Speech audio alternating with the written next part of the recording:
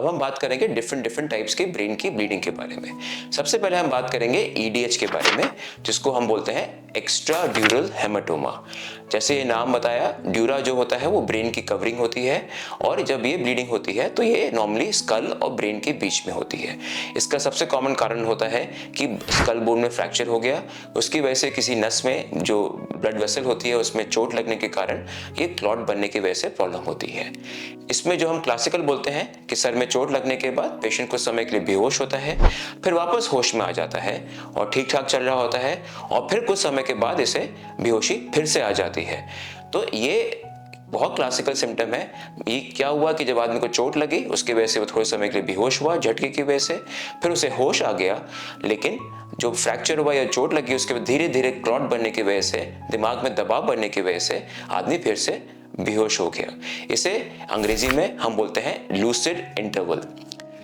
इसका डायग्नोसिस हमारा CT scan से किया जाता है, और किसी पेशेंट में जहाँ पे बहुत बड़ा ईडीएच हो या जिस आदमी में बेहोशी हो रही हो या नींद आ रही हो, उसमें इसमें अर्जेंट इमरजेंसी सर्जरी की ज़रूरत होती है। लेकिन किसी पेशेंट को सिर्फ ईडीएच हो तो अच्छी बात यह है कि ये चोट दिमाग के बाहर भी है और इसमें दिमाग में चोट नहीं लगी है। तो ये पेशेंट ज़्यादातर अगर सही टाइम पे इलाज मिल जाता है और सही टाइम पे सर्जरी हो जाती है तो काफ़ी हद तक, कई बार 100% रिकवरी भी कर लेते हैं, क्योंकि ब्रेन हमारा जो है वो इसमें चोट में इन्वॉल्व नहीं हुआ है। अगली वीडियो में हम बात करेंगे एसडीएच के बारे में और सब ड्यूरल हेमाटोमा। जैसे मैंने बताया, सब ड्यूरल हेमाटोमा मतलब जो ड्यूरा है, जो ब्रेन की कवरिंग है, ये उसके नीचे की ब्लीडिंग होती है। ये ब्लीडिंग नॉर्मली और सब ब्रेन की चोट के साथ कनेक्टेड होती है। बहुत रेयर होता है कि सिर्फ सबड्यूरल हेमाटोमा हो और ब्रेन में बाकी जगह चोट नहीं लगी हो। इसका भी इलाज डिपेंड करता है कि इसकी वजह से कितना दबाव बन रहा है, कितना प्रेशर बन रहा है। अगर हमें दिखता है कि क्लॉट की वजह से ब्रेन में बहुत दबाव है, सीटी स्कैन में हमें दिखाई देता है कि ब्रेन में मिड लाइन शिफ्ट आ रहा है, मतलब एक तरफ दबाव की वजह से दिमाग दूसरी तरफ सरक गया है, तो हो सकता है कि इसके लिए इमरजेंसी सर्जरी की जरूरत पड़े।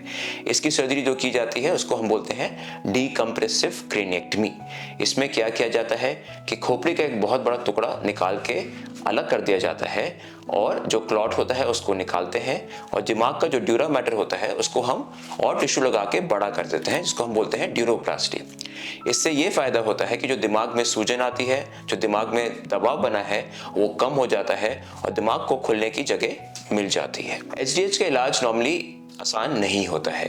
इसमें जिन पेशेंट्स को एसडीएच बड़े होते हैं या चोट ज़्यादा होती है, उनको रिकवरी में काफ़ी हद तक काफ़ी समय लग सकता है, और हो सकता है कि रिकवरी कंप्लीट भी नहीं हो। ये डिपेंड करता है कि उनकी बाकी ब्रेन में कितना डैमेज है, कितनी ब्लीडिंग भी है, और बाकी ब्रेन में कितना चोट लगी है।